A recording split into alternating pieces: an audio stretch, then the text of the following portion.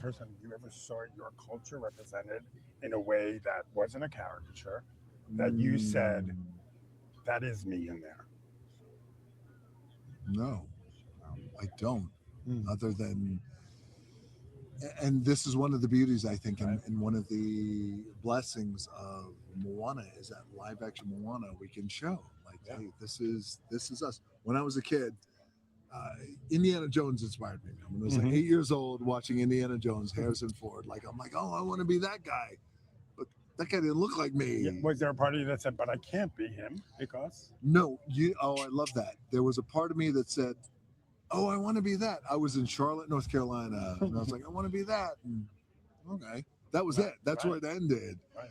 But now, I mean, if you think about it, around the world, little boys and girls who are brown skinned, even not brown skinned, Mark. It's like this idea of like, you're young, you want to see beyond the reef.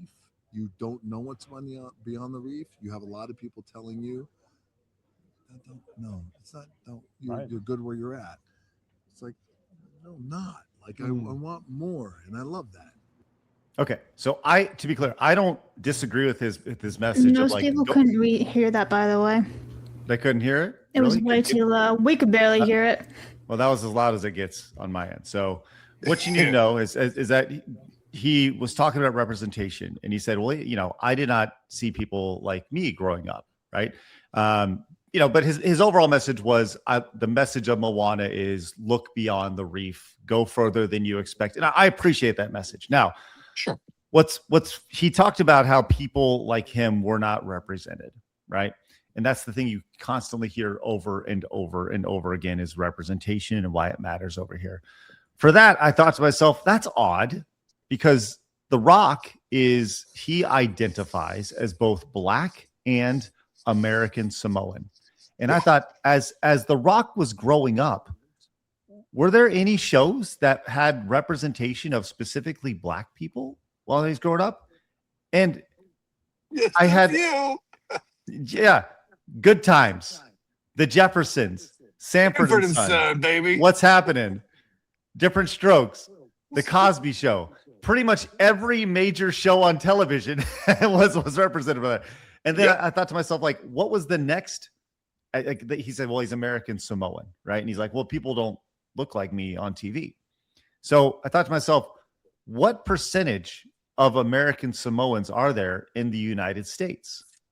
And it turns out that less than 1%, it's 0.04% of the U.S. population identifies as Samoan, right? So that's about right. Right.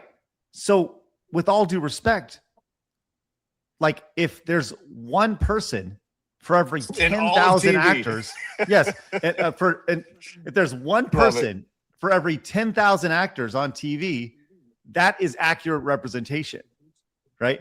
I would argue that Moana, while it's a great film, right? I like the first Moana. It was fun to watch with my kids and stuff.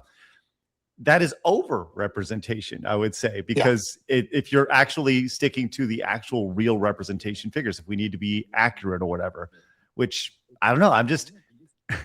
I was shocked by the outfit, and then the data kind of backed it up a little bit further. So can I just say that he over-answered? Right.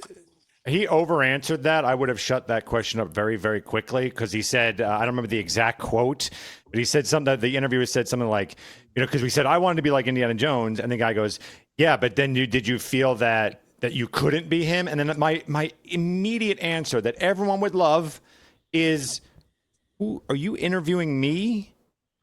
Right. So clearly I did. And now there's people, all Americans and everyone all over the world, Black, white, purple, that look up to me. So what the fuck is your point?